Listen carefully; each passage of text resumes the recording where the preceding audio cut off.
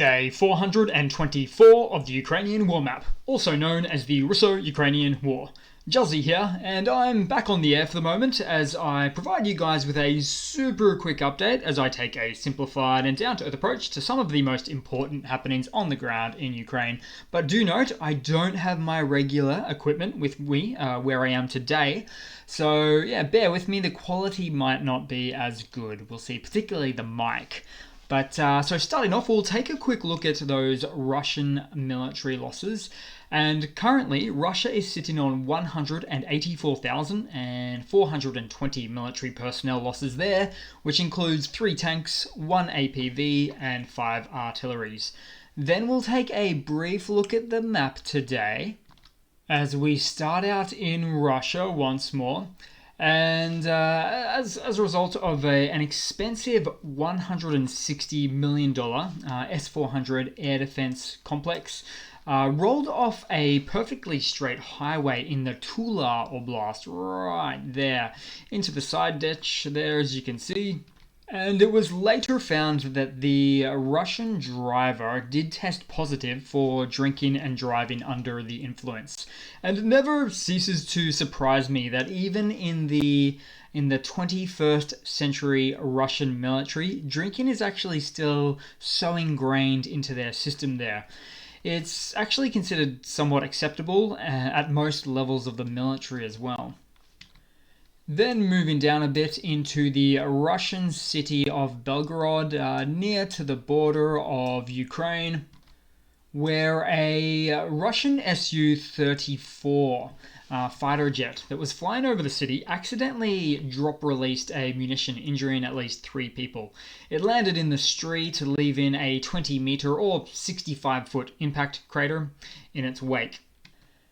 And how it happened, it seemed to be pretty obvious what had happened with the residents in the city from the flyover, which means the Russian government were unable to lie with a cover-up about this event. Not this time. And we've actually had similar occurrences just like this from Russia in the war.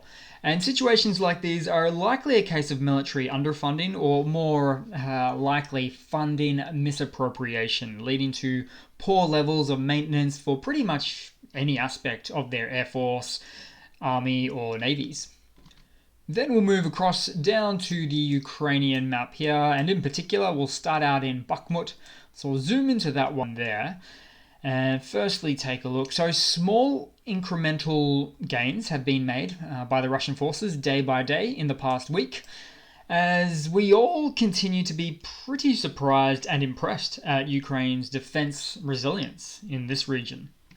And currently, Russia has made more gains in the north-east section, as you can see there, and give or take a couple of blocks beyond the central train line as well. And again, the Ukrainian forces will only ever perform a full withdrawal in Bakhmut, where it's unsafe to maintain their positions there, but also when their westerly positions have lost any reasonable utility, so in terms of being a veritable zombie kill box. Then we'll slide on down to Kherson, so the somewhat liberated and somewhat occupied oblast there in the southwest, so moving all the way across.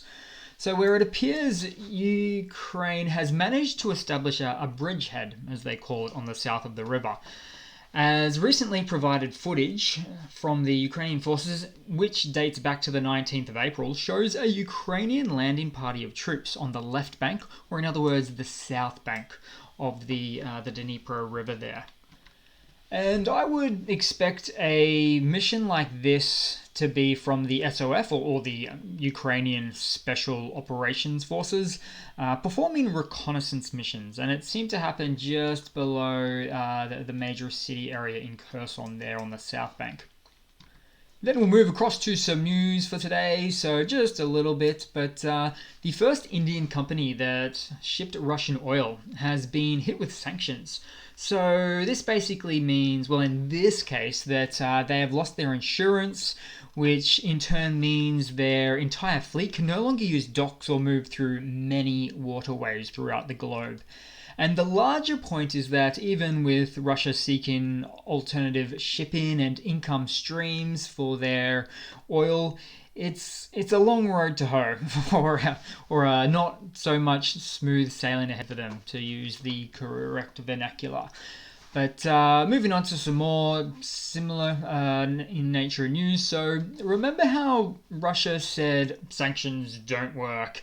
Well, let them hold on to that narrative as long as they want. Just let them be free to do that. Because in this related news piece, Russia's own civilian aviation planes, such as the Sukhoi Superjet 100s, have been unable to perform maintenance on these planes due to sanctions on those very parts required to keep them going. And in this example, sanctions have killed off any chance for them to receive the French-designed fuel filters, which Russia still could not replicate and reproduce in the lab, even after a year of sanctions, causing the grounding of many aircraft, massive fleets there. Russia also has the same issue with its existing fleets of civilian domestic passenger aircraft, such as the Boeing and the Airbus, which they have always had and they continue to have. However, they are now literally cannibalizing some of those planes in order to provide spare parts for the remaining planes in the fleet. So you've got to think about it, really, in that it's going to be extremely problemsome for the biggest country in the world to do much of any domestic air travel. I mean, they are really clipping their own wings here. Then in some quick funnies to round it all off for today, guys. So, in another episode of Russia is a Chinese colony. So in this video, a Russian woman is angry that most of their rip-off version of McDonald's, the menu, is not only in Russian but also in Chinese now. And her particular gripe in this video was that she couldn't read the Chinese-only written ingredients information on the menu. And to me, I just feel like Putin would literally make his own country into what is essentially a Chinese vassal, than to instead lose power. Oh, and to top it off, I recently heard that the new Russian McDonald's ripoff, which exists because Russia left some time ago, has already lost hundreds of millions in operating costs in its first year of operation. And quite frankly, I'm not surprised, because the real McDonald's has gotten low operational cost design down to an exact science, whereas any Russian ripoff substitute that tries to fill the void with now McDonald's absence in the country simply isn't going to run the business anywhere near as efficient as well. Then in a final quick funny to round it all off today, guys, so the Putin government in Russia seems to be pretty scared at this point to perform an additional at least an official military mobilization. Of course, they've got the shadow mobilizations and ripping people out of their homes, particularly in the east of the country.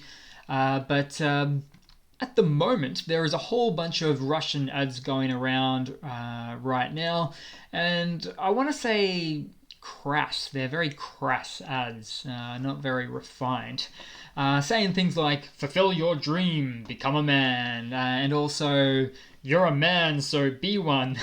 What? But based off what I've seen up until this point in the war, I'm really starting to think more and more that Russians aren't falling for this, particularly the younger generations.